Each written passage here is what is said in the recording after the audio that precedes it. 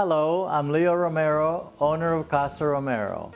I want to thank all of those of you who have been our customers for the past 45 years since we first opened our doors, as well as those who have recently discovered us. These brief culinary chats are in response to the request for them from many of you.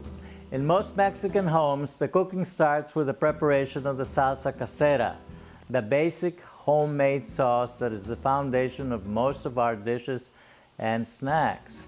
So in this very first chat, I thought that I would start showing you how this Salsa Casera is made.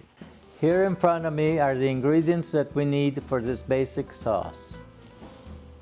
White vinegar, water, salt, sugar, onion, cilantro, jalapeño pepper, oregano, garlic, and tomato. This sauce is essentially made in two parts. The first part is marinating the chopped onion in salt, sugar, water, and vinegar. First we start by chopping the onion, and that's the first start because we're going to have to marinate this onion for half an hour before we proceed. Now we're going to marinate the onion. We're going to put a cup of the onion in a container. Then we're going to add a quarter cup of water, then a quarter cup of white vinegar, 1 teaspoon sugar, 1 teaspoon salt. We're going to stir it and let it marinate for half an hour. While the onions are being marinated, we're going to start chopping the other ingredients. We'll start off with cilantro. Cilantro is absolutely essential in Mexican cooking. If you cannot get cilantro, you could use parsley, but it's not going to be the same. The next ingredient is going to be the garlic, and it's just 1 clove of garlic. If you want to add more, you can, depending on how much garlic you like. We're going to finely chop it also.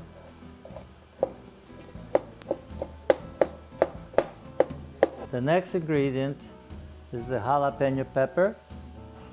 This is native to Mexico. It originated in Mexico, as a lot of other peppers did. And this is a fresh jalapeno. If you can't get fresh jalapenos, you can use canned jalapenos, which are in most grocery stores in the foreign food section, the Mexican food section. We're going to remove the stem of the pepper. We're going to slice it in half. We're going to remove the vein and the seeds. Most of the heat is in the seeds, so that's the reason that we remove it. We don't want the salsa to be too hot. Then we'll slice the rest of the jalapeno. And there again, we'll dice it in a fine dice.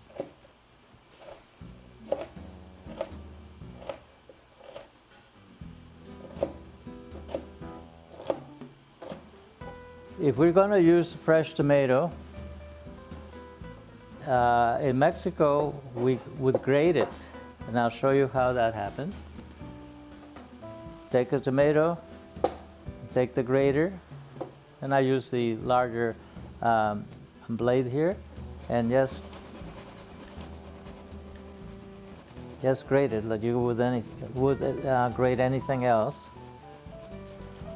You see that in my hand I have the whole peel, because you normally would make this with a peeled tomato, and sometimes they will roast the tomato in order to bring out more of the flavor. And you see that here is the pulp of the tomato, which is what we use. If you don't want to use the grated tomato, you can also use the canned tomato, and it's a good substitute, and sometimes it's a little tastier. Now that we have all of the rest of the ingredients finely chopped, we're going to add it to the onion that has already been marinating for half an hour. The reason we marinate the onion in the vinegar is in order to remove its harshness and make it a little easier to eat. Now let me taste the salsa to see if it's going to need any additional salt or some pepper. Just a touch of salt and just a little pepper.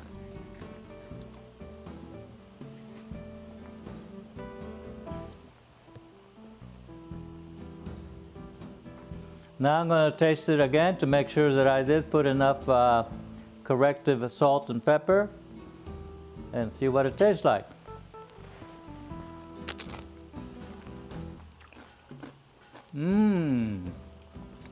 This is good. It's almost as good as Casa Romero's. Thank you very much for listening to our chat today. The next chat is going to incorporate this salsa with some tortillas and so on, and we're going to make chilaquiles. Thank you.